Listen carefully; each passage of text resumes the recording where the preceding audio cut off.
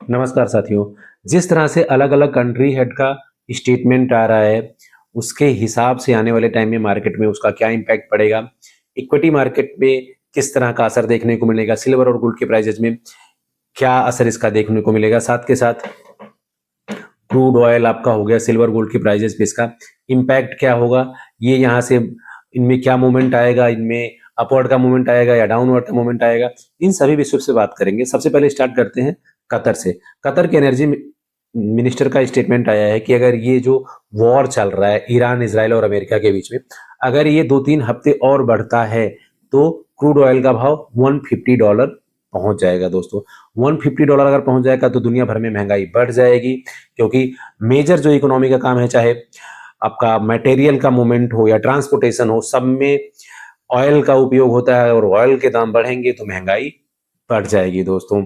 और वैसे भी कतर ने अपने गैस का सप्लाई यूरोप के लिए बंद कर रखा है, तो यूरोप में ऐसे ही और महंगाई बढ़ने वाली है।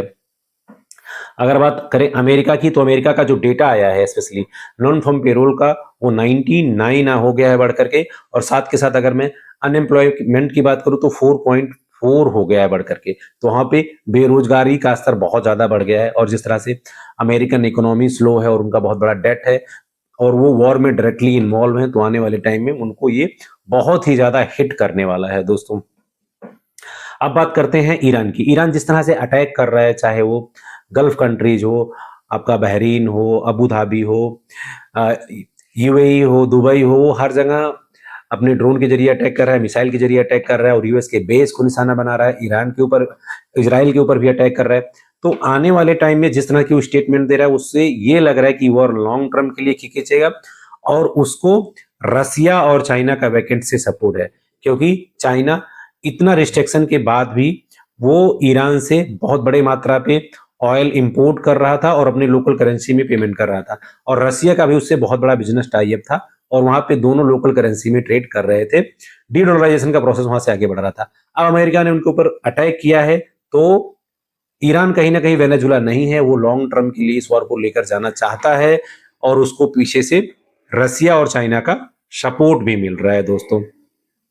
और जिस तरह से वो कम कॉस्ट में ड्रोन बनाता है, ये कहीं ना कहीं स्टेटमेंट आया और न्यूज में भी आया है कि जो ईरान का ड्रोन का कॉस्ट है वो लगभग 20 से 25 हजार डॉलर का है और उसको इंटरसेप्ट करने के लिए यूएस और इसराइल को लगभग मिलियंस ऑफ डॉलर की मिसाइल्स को छोड़ना पड़ रहा है।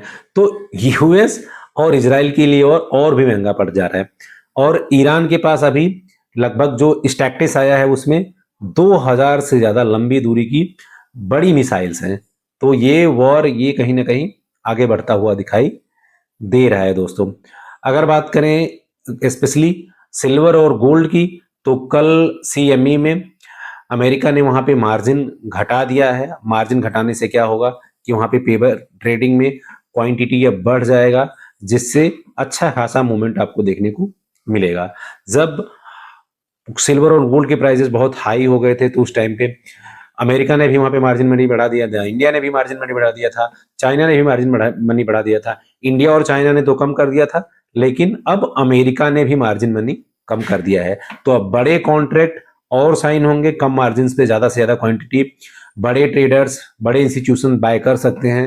तो सिल्वर और गोल्ड के प्राइजेस में आपको आने वाले टाइम में वहां पे तेजी देखने को मिल सकती है दोस्तों। अब अगर मैं बात करूं चाइना की, तो चाइना में सिल्वर स्पेशली $98 से लेकर के $100 तक ट्रेड हो रहा है, जो कि इंटरनेशनल मार्केट में जो $84 के आसपास चल रहा है, उससे $15 से $16 ऊपर का है दोस्तों। तो सिल्वर का कहीं ना कहीं जो वो इंडस्ट्रियल डिमांड है, शॉर्टेज सप्लाई है, या फिर एक ये जो रियल एसेट्स इसको मान करके लोग रिजर्व में भी रखते हैं, तो आने वाले टाइम में उसके प्राइसेस और भी बढ़ने के पूरे पूरे चांसेस यहाँ पे दिखाई दे रहे हैं। क्योंकि अगर स्पेशली मैं इंडिया की बात करूं, तो इंडिया में अभी रसिया से फिलहाल ऑयल इंपोर्ट करने का परमिशन मिल गया है, लेकिन वो महंगे भाव पर मिल रहा है। तो आने वाले टाइम में अगर यहाँ पे भी ऑयल के प्राइसेस बढ़ते हैं तो यहाँ पे भी महंगाई बढ़ जाएगी। और जब महंगाई बढ़ेगी तो reserve bank of India market में मनी सप्लाई कम करने की कोशिश करेगा, जिससे महंगाई कंट्रोल में हो, तो ब्याज दरों में यहाँ पे कटौती होने के चांसेस कम हो जाएंगे या तो ना के बराबर हो जाएंगे दोस्तों। तो कहीं ना कहीं आने वाले टाइम में इंडिया पर भी इसका इम्पैक्ट पड़ेगा। हालांकि इंडिया इस वॉर में डायरेक्टली या इनडायरेक्टली इन्वॉल्व नहीं है, लेकिन इम्पैक्ट दोस्तों अगर वर्ल्ड वाइड क्राइसिस है तो इंडिया पर भी इसका प्रभाव पड़ेगा ही पड़ेगा। साथ के साथ डोनाल्ड ट्रंप अब क्यूबा को भी लेकर के बात करना शुरू कर दिया है उन्होंने, तो उनका एक फ्रंट तो उन्होंने खोला हुआ है ईरान के साथ, दूसरा वो क्यूबा के साथ। अगर अगला फ्रंट खोलते हैं तो वहां पे मुश्किलें और भी ज्यादा बढ़ती हुई दिखाई देंगी, और यूएस के लिए ये अगला टारगेट उनका क्यूबा ही है दोस्तों। तो चाहे वो गैस की सप्लाई कम करना हो, या फिर स्टेट ऑफ हॉर्मोन्स जिस तरह से बंद है, वहां से जो शिपमेंट अब नहीं पास आउट हो रहा है। हालांकि ट्रंप और इंग्लैंड ने वहां पे इंश्योरेंस कंपनी को एक्स्ट्रा पेमेंट करने के लिए भी बोला है इंश्योरेंस प्रीमियम में, लेकिन फिर भी वहां से इंश्योरेंस नहीं मिल रहा है और शिपमेंट वहां से क्लियर नहीं हो रहा है, क्योंकि ईरान वहां पे हमला कर सकता है और उसको उसने पूरी तरह से क्लोज कर रखा है दोस्तों। तो ऑयल का क्राइसिस आने वाला है, अलग अलग जगह से अलग अलग स्टेटमेंट आ रहा है, तो मार्केट का पैसा कहीं ना कहीं ऑयल में अब पंप होगा, और मार्केट यहाँ पे और भी ज्यादा प्रेशर में आपको दिखाई दे सकता है मंडे ऑनवर्ड। तो पोर्टफोलियो डाइवर्सिफिकेशन का ये अच्छा अपॉर्चुनिटी है। टॉप शेयर टॉप स्टॉक में आप एनालिसिस करके फंडामेंटल चेक करके अपने पोर्टफोलियो के यहाँ पे डाइवर्सिफाइड भी कर सकते हैं फ्रेंड्स। साथ के साथ अगर मैं प्राइजेस की बात करूं तो सिल्वर अभी $84 के आसपास ट्रेड हो रहा है, और गोल्ड वही 5158 के आसपास ट्रेड हो रहा है दोस्तों।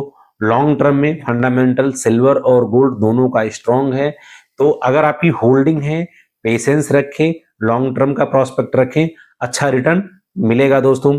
कहीं पे भी अगर आपको ऐसा लगता है कि आने वाले टाइम में स्पेशली सिल्वर और गोल्ड के प्राइजेस और भी नीचे जाएंगे, तो यहाँ पे संभावनाएं कम दिखाई दे रही हैं। यहाँ से आपको अच्छा खासा रिकवरी आगे देखने को मिल सकता है, क्योंकि जो मार्जिन मनी यूएस ने कम किया है उसका इंपैक्ट आपको मंडे ऑनवर्ड से और भी देखने को मिलेगा दोस्तों। तो ओवरऑल सिल्वर की बात करें तो रेजिस्टेंस उसका अभी $86 है। अगर $86 ब्रेक करता है तो $92 उसका अगला रेजिस्टेंस होगा। और सपोर्ट लेवल की बात करें तो सिल्वर को भी $78 पे बहुत बड़ा सपोर्ट है दोस्तों। अगर गोल्ड की बात करें तो गोल्ड का अगला जो रेजिस्टेंस है वो $5200 भी है और $5400 भी है। और सपोर्ट लेवल की बात करें तो 5000 गोल्ड के लिए बहुत बड़ा एक सपोर्ट लेवल है दोस्तों। तो ओवरऑल अगर ये वॉर लॉन्ग टर्म के लिए खींचेगा तो वहां पे इक्विटी मार्केट पे है भी प्रेशर, महंगाई बढ़ने वाली है कहीं ना कहीं ज्यादा, अनएम्प्लॉयमेंट जो है अमेरिका का पहले से भी ज्यादा बढ़ गया, और इसका जो आपको इक्विटी मार्केट पे प्रेशर दिखाएगा जबरदस्त तरीके देखेगा।